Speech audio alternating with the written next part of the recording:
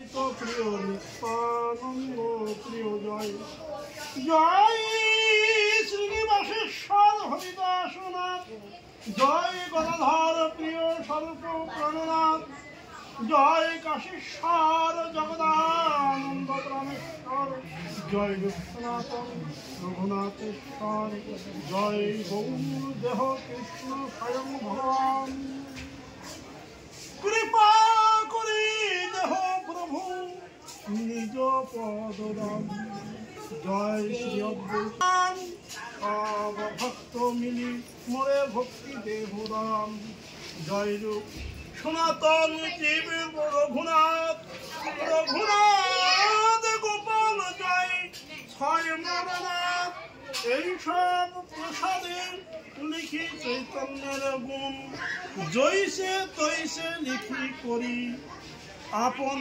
পাল পাবন এই মতো মহাপ্রভু নীলাচলে বলে বাস সঙ্গে ভক্তগণ আজ্ঞা লইয়া কীর্তন বিলাস দিন রাত্রি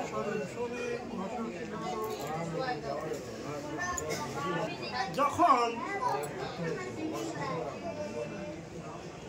নীলাচলে থেকে প্রভুর কি দরকার, প্রভু তখন কিভাবে বিদায় একমাত্র অন্তরঙ্গ ভক্তরাই জানে। তাছাড়া মহাপ্রভুর ভাবের কথা, গুণের কথা, রসের কথা, ভজনের কথা তার অন্তরঙ্গ ভক্ত ছাড়া আর দ্বিতীয় কিছু বলে কেউ জানে। তাই মহাপ্রভু সারাদিন করেন হরিনাম সংকীর্তন অন্তরঙ্গ ভক্ত নইয়া প্রভু প্রভু যেদিকে যাচ্ছে যেন নামের প্রেমের বন্যা ভেসে যাচ্ছে। সেখানে কোনো হিংসা নিন্দা ছোট বড় জাতির ভেদ ভগবান মহাপ্রভু তিনি নাম করতে করতে প্রেম বন্যায় ভাসিয়ে নিয়ে এইভাবে সারাদিন কীর্তন বিলাস এবং অন্তরঙ্গ ভক্ত নিয়ে তিনি অন্তরঙ্গ ভক্ত কে কে ছিলেন? রায় রামানন্দ, স্বরূপ দামোদর এবং রঘুনাথ দাস এবং নিত্যানন্দ এইরকম অন্তরঙ্গ ললিতা সখী পূর্বজন্মের রাধা গোবিন্দের যে লীলা এর সখী ব্যক্তিরা দ্বিতীয় আদ্বৈত। রাধা গোবিন্দের লীলার কথা কে জানতেন? ললিতা সখী এই যুগে এসে কি হয়েছে? ললিতা একবার তার বদলে আমার রাধা গোবিন্দের প্রেমের কথা, ভজনের কথা মহাপ্রভু কৃষ্ণ কথা তুলে দিতেন। রায় রামানন্দ প্রভু আপনি ছাড়া এ কৃষ্ণ কথা কেউ আমার বলার মতন ক্ষমতা, আপনি যদি আমাকে বলান তবে আমি বলি। তাই মহাপ্রভু কৃপা করলেন রায় রামানন্দর বরণ থেকে কৃষ্ণ কথা দুজনা গভীরে এইভাবে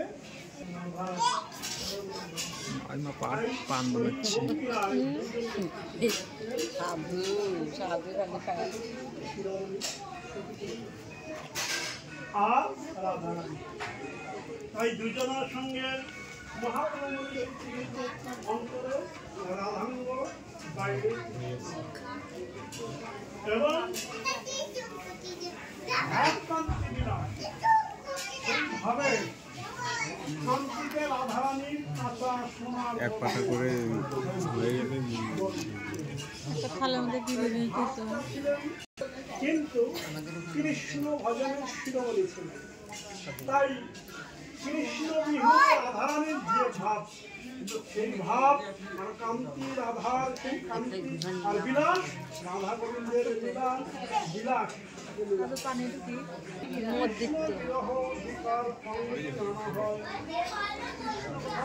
গ্রহণ করে সকালবেলা উঠে তার মানে কৃষ্ণ বিরহে ভিতরে যত দিন যাচ্ছে যেন আলাদা ভাব হয়ে যাচ্ছে, মানে প্রেমের বিকার মহাপ্রভু তত বেড়ে যাচ্ছে। তাই দিনে দিনে বারে বিকার রাত্রি অতিশয় চিন্তা উদ্বেগ প্রলয় আদি যত সাবিত্রী তিনি হরিনাম করতে করতে যাচ্ছেন।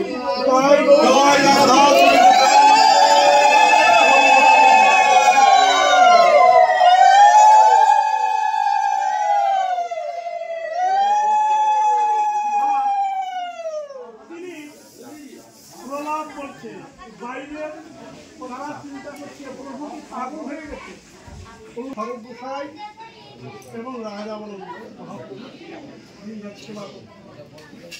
একদিন গোবিন্দকে মহাপ্রসাদ করিয়া হরিদাসের দিকে গেলাম। হরিদাস সেই সাগরে সমুদ্রের কিনারায় সেখানে হরিদাস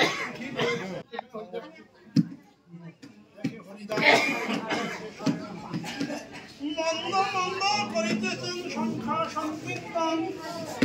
হরিদাস কে মহাপ্রসাদ দিতে গিয়ে দেখছেন হরিদাস হরিনাম করছে, কিন্তু তার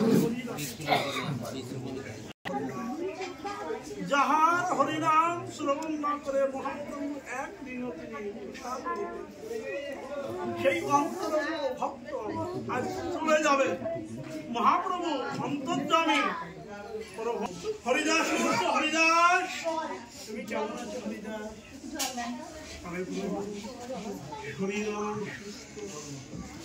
কেবল অসুস্থ বুদ্ধি আর মন, আমার মন কহে কোন ব্যাধি কহত নির্ণয়, ইহ কহে মহাপ্রভু সে হরিদাস তোমার এমন কি ব্যাধি হয়েছে তুমি আমাকে? সাথে আর একটা জল খাচ্ছি।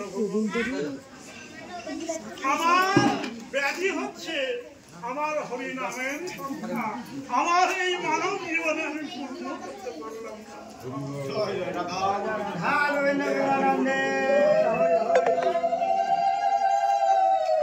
তোমার মধ্যে তারক ব্রহ্ম হরিনাম অনন্ত কোটি বিশ্ব ব্রহ্মাণ্ডে চার যুগের আমার মনে মধ্যে ভালো হরিনাম তোমার এত আমার যে মনের কথা তুমি বললো হরিদাস, আমি এই নামের রাধারানী হরিনাম করতেন, কৃষ্ণ নাম করতেন, আর নয়ন জলে বন্ধে যেতেন। আমি কৃষ্ণ হয়েও রাধার সেই প্রেমের ভাবের কথা আমি বুঝতে পারিনি, তাই আজ আমি রাধার ভাবে ভাবিত হয়ে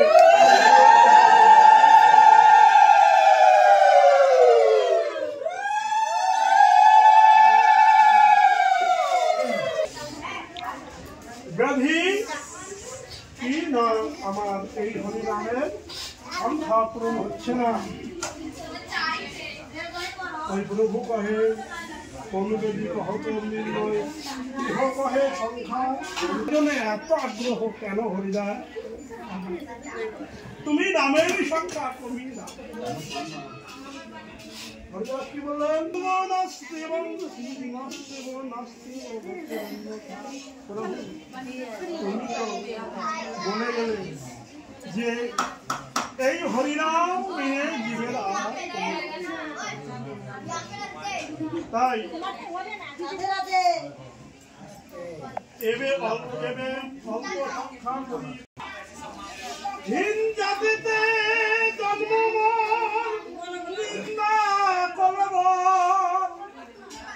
আমি হীন জাতিতে জন্ম নিয়েছি, যে জাতিতে কৃষ্ণ নামের গন্ধ অন্তর, আমি সেই হীন জাতি হয়ে জন্ম নিয়েছি।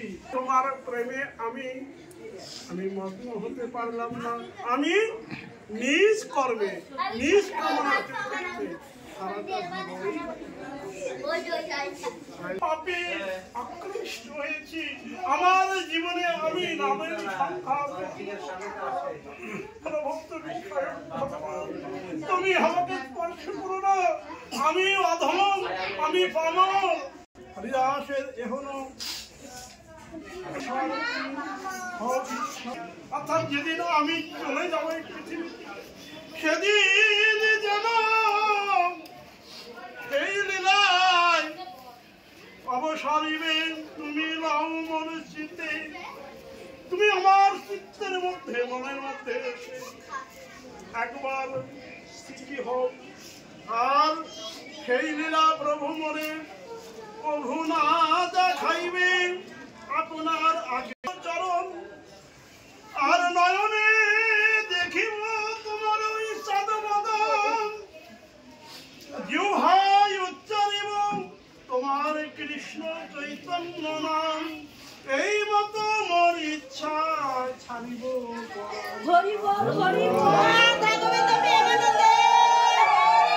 মনের অন্তরের কথা আমাকে একবার খুলে বলো হরিদাস। হরিদাস বললেন, প্রভু আমার ইচ্ছা, তুমি স্বতন্ত্র ঈশ্বর, তুমি স্বয়ং ভগবান, তুমি কৃপা করে যখন এসেছ আমার মনের ইচ্ছা তুমি আমার এই হৃদয়ের মাঝে এসে স্থিতি হও। আমার মস্তকে তোমার চরণে আমার মস্তক রেখে আমার নয়ন আর তোমার নয়নে দর্শক দিকে আমি যেন চলে যেতে পারি। জয় জয় পৃথিবী যদি এতই প্রতিস্থাপন দয়াল হে দয়াল ভগবান, তুমি আমাকে এই প্রসাদ এই কৃপা করো যেন আবার সেই দিনে সেই সময়ে যাবার পথে যেন তোমার নাম গাইতে তাই মহাপ্রসাদ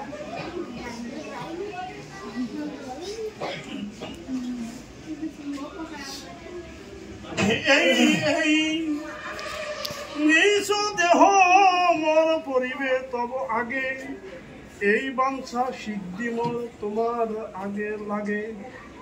তোমার আগে তুমি চলে গেলে, তুমি চলে যাওয়ার আগে হে প্রভু আমি যেন আগে যেতে, আর তোমার নাম বদনে তোমার রূপ দর্শন করতে গাইতে গাইতে এই ইচ্ছা তোমার ইচ্ছায় হবে, আমার কোনো ইচ্ছা নয়। আর তাই প্রভু কহে হরিদাস যে তুমি মাগিবে কৃষ্ণ কৃপাময় তাহা অবশ্যই পূরণ করিবে। হরিদাস তুমি যাহা ইচ্ছা করবে আমার কৃষ্ণের কৃপা হোক। তাহলে তার ভাবটা কি? তিনি নিজেই কৃষ্ণ হয়ে বলছে কৃষ্ণের কৃপা হোক। হরিদাস তোমার কৃষ্ণের কৃপা হোক, তুমি যাহা বাঞ্ছা করবে সেটা। প্রভু কহে হরিদাস যে তুমি মাগিবে কৃষ্ণ কৃপাময় তাহা অবশ্যই, কিন্তু মোর যে কি সুখ সব তোমার লইয়া তোমার যোগ্য নাহি নাহে জানে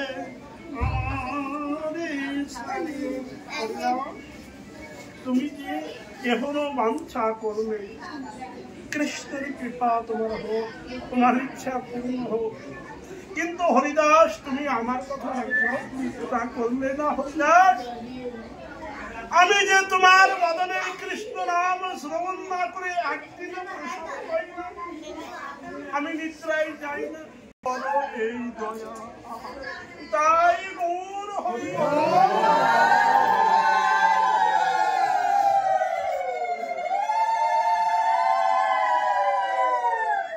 হরিদাস বলছে প্রভু এই অভাব অমরের জন্য তুমি মায়া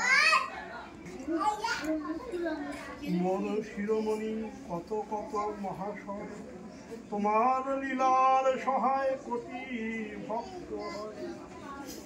তোমার লীলার সহায় আমার থেকে কত বড় বড় ভক্ত বৈষ্ণব ভক্তবৃন্দ তোমার রয়েছে।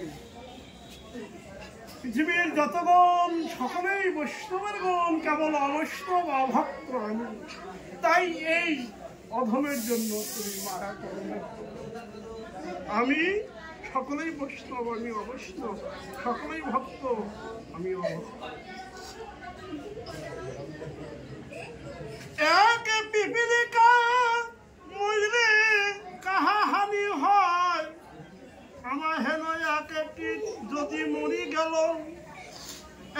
তোমার এমন কি আমি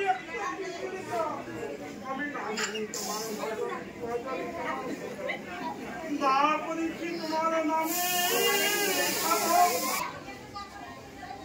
মধ্যাহ্ন করিতে প্রভু চলিলা আপনি ঈশ্বর দেখিয়া কালী দিবে দর্শন প্রভু মহাপ্রসাদ করেন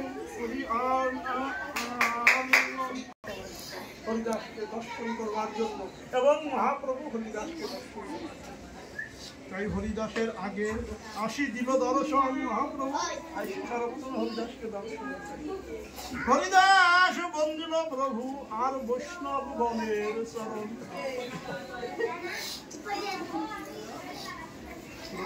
হরিদাস কহ সমাচার হরিদাস কহে প্রভু যে আজ্ঞা তোমার আঙ্গনে আরম্ভিল প্রভু হরিনাম সংকীর্তন মহাপ্রভুকে বললেন প্রভু তোমার ইচ্ছায় আমার ইচ্ছা তো প্রভু দেখলেন যা ওর সময় নেই তাই বৈষ্ণবগণকে ভক্তগণকে বললেন হরিদাসকে ঘিরে সবাই হরিনাম কীর্তন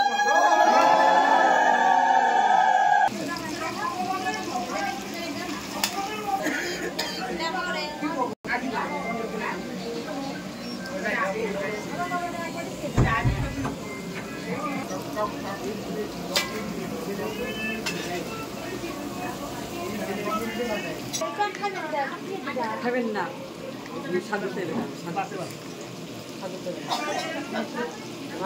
না বাড়িতে দর্শন দিলাম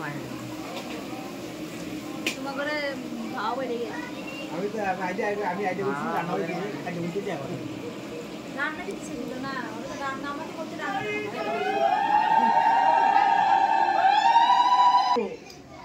পিতামহ ভীষ্ম মহাভারতে তিনি যেমন ইচ্ছাকৃত মরণ হয়েছিল কৃষ্ণ বলেছিল কৃষ্ণ তুমি আমার সামনে বসে গুরুজি আপনার কি মনের ইচ্ছা বলে আমি তো জল পান কার হাতে বলে তোমার ইচ্ছায় অর্জুনের হাতে অর্জুনকে কৃষ্ণ ইঙ্গিত করল উনি তখন তীর মেরে গঙ্গা বিশ্বর মুখে তখন বলল কৃষ্ণকে বলল তুমি আমার নয়নের সম্মুখে এসে দাঁড়াও তোমার চাঁদ বাদনে হেঁটে যেন কৃষ্ণ কৃষ্ণ বলে যেন আমি